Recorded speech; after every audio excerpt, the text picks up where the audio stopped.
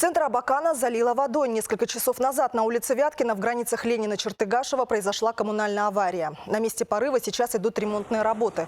Водоснабжение уже восстановлено в 11 домах на улицах Кирова и Хакасской. Без холодной воды остается только один дом по адресу Вяткина, 27. Его подключат ближе к вечеру, когда проблема будет решена.